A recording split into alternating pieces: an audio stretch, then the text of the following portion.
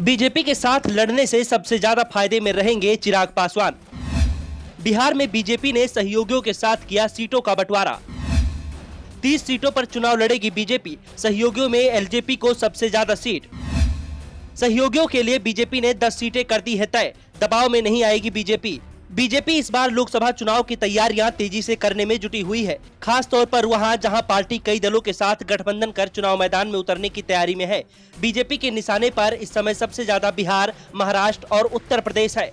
Party की कोशिश है कि इन 3 राज्यों में से ही करीब 140 सीटें जीत ली जाए। अगर ऐसा होता है तो फिर केंद्र में सरकार बनाने का काम आसान हो जाएगा। यूपी को लेकर बीजेपी पहले से ही निश्चित दिखाई दे रही है। पार्टी का दावा है कि इस बार भी यूपी में बीजेपी को 50% से ज्यादा वोट मिलेगा।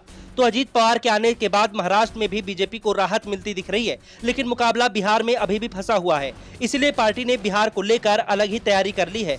यहाँ पार्टी एक सीट को लेकर बेहद सतर्क दिखाई दे रही है। महागठबंधन के सामने बीजेपी ने भी सामाजिक गठबंधन तैयार कर लिया है और इसके बाद जो सर्वे सामने आए हैं उसमें ये साफ है कि राज्य में महागठबंधन और एनडीए के बीच जबरदस्त मुकाबला होता दिख रहा है। 2019 के लोकसभा चुनाव में एनडीए को बिहार की 40 में से 39 सीटों पर जीत मिली थी। इस बार ये सफलता दोहराना बेहद मुश्किल दिख रहा है। इस बात का एहसास बीजेपी को पहले से ही हो चुका है, क्योंकि 2019 में बीजेपी के साथ नीतीश कुमार थे, जो इस बार उनके खिलाफ मैदान में डटे हुए हैं। इसीलिए बीजेपी ने बिहार को लेकर अपनी रणनीति सबसे पहले ही साफ कर दी है। सहयोगियों को कितनी सीटें दी जाएंगी, इसका फार्मूला तय हो चुका है और जो फार्मूला बनाया गया है उसमें बीजेपी ने अपने पास 30 सीटें रखी हैं, तो 10 सीटों का बंटवारा सहयोगियों के बीच कर दिया है। सहयोगियों में सबसे ज्यादा 6 सीटें एलजेपी के दोनों गुटों के लिए रखी गई हैं। चिराग और पशुपत पारस अगर साथ आते हैं तो उन्हें 6 सीटें दी जाएंगी और अलग अलग रहते हैं तो फिर पशुपत को 2 और 4 सीटें चिराग गुट को दी जाएगी। राज्यसभा की सीट भी चिराग पासवान के हिस्से में ही जाएगी।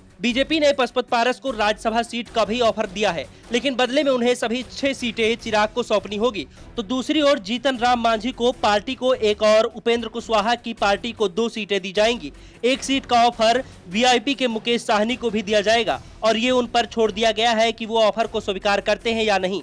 इसके साथ ही साहनी को 1 सीट पर बीजेपी के सिंबल पर उम्मीदवार उतारने का भी ऑफर दिया गया है, लेकिन साहनी अभी 6 सीटों पर दावेदारी कर रहे हैं। साहनी का दावा है कि बीजेपी में पासवान समाज का करीब 4-5% वोट है, जबकि मल्लाह समाज का वोट 8 से 10% है। ऐसे में उनकी दावेदारी एलजेपी से बड़ी बनती है और जितनी सीट बीजेपी एलजेपी को देगी उतनी ही सीट बीआईपी को चाहिए। बीजेपी जब तक ये आश्वासन नहीं देती तब तक बीआईपी भी अपने पत्ते खुले रखेगी कि उसे किस गठबंधन के साथ जाना है, लेकिन बीजेपी ने साफ कर दिया है कि साहनी के दबाव को स्वीकार नहीं किया जाएगा। बिहार बीजेपी नेताओं का दावा है कि मल्लाह समाज की आबादी भले ही पासवान समाज से ज्यादा है, लेकिन जिस तरह से पासवान समाज पर चिराग पासवान की पकड़ है वो ये वोट ट्रांसफर कराने की ताकत भी रखते हैं और इसे भी कई बार साबित कर चुके हैं। वो काम साहनी अब तक नहीं कर पाए हैं। चिराग जब विधानसभा चुनाव अकेले लड़ रहे थे, बिहार की आधी सीटें पर लड़कर ही उनकी पार्टी 6% से ज्यादा वोट लेकर आई थी, जबकि बीआईपी को 1% वोट भी नहीं मिला था। ऐसे में चिराग और साहनी को बराबर नहीं माना जा सकता।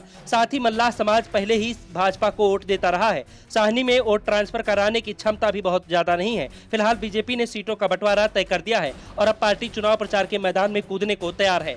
Bureau report, the such India.